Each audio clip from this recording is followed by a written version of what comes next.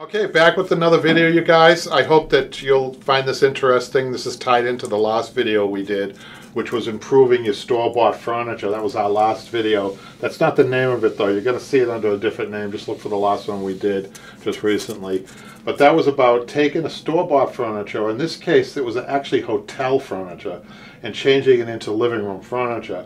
So just to if recap that, it had the piece of, it was a side chair, and it had this is the top view right here, and this is the inside back, inside arms over here, inside arms, and it had an extra little seam here for a border and a seam here, and the whole thing was pulled over to make it easy to do mass production. Is pretty much what it was. Aesthetically, it was hotel furniture. So what we did was, we did a very interesting thing. We eliminated this center, this inside seam, and we carried these seams, which are needed even on traditional furniture, over, and then we added a piping on the back just to give it a little detail. And we heard back from one of our viewers, one of our really good viewers. He commented about how sometimes it's even easier to do it that way. In this case, it wasn't. It was very difficult because they made the frame suitable for their pullover, just to produce more, to produce them quicker. So I was left with very little wood to work with, but it came out fantastic. And I'm sorry I don't have a picture of that. The thing, it kicked up already. As a matter of fact, the customer came in while I was working on it and asked where it was, and he had just dropped it off. It felt like that anyhow. But it was out of the shop over the weekend, so I don't even have a picture of it. But anyhow, so what we're going to do, we have something really interesting. So that's a case of a modern piece of furniture. I have 3 vintage wing chairs in the shop that I want to show you. And this is a redesigning vintage furniture that has been, at some point, it's been redesigned over the life of these pieces. So I want to start with this one. Can you see the green one here? This is actually an English barrel chair. This is what it's called. And it's been transformed, you guys, at some point. This is a 19th century. It's a barrel chair now, but I'm pretty sure it's been transformed. And let me show you how. This is going to be upholstered so I can write on it, you guys. I'm pretty sure it started its life with channels on the back, possibly channels on the wing. Possibly the wings were done without channels, but it's been redesigned. And the customer does not want to redesign it back to that. I would like to try on this one. Would be quite a job to bring it back to life. But right now we're calling it an English barrel chair. And barrel chairs usually are called that when there's no channeling involved. And then when the channeling is introduced, I notice it's called a channel. It could be called an English channel back chair too. But you notice the buttons? The buttons we're going to keep. I have no problem with the design on this as it is. I mean, I would have loved it if they had kept the channels, but they didn't.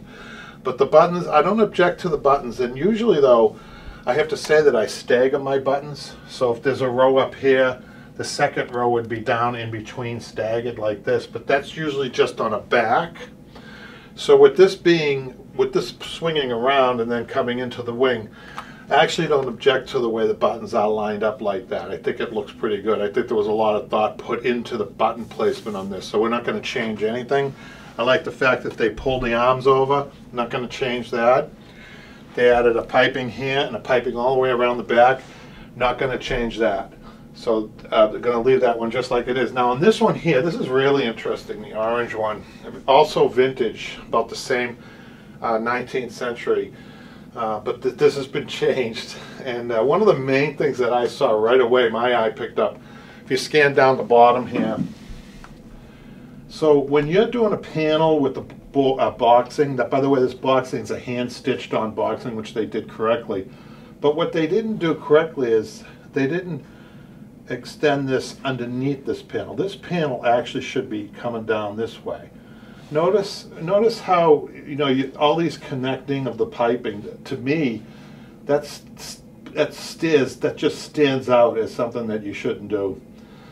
You know instinctively what to do sometimes. Aesthetically, it looks better with this coming down and then this tucked underneath. So that's the first thing I'm going to change on this. I'm not even going to call a client on this one. It's just a no-brainer. And I don't think I'm going to call a client. I'm going to take a chance because I don't like the back. I like the panels.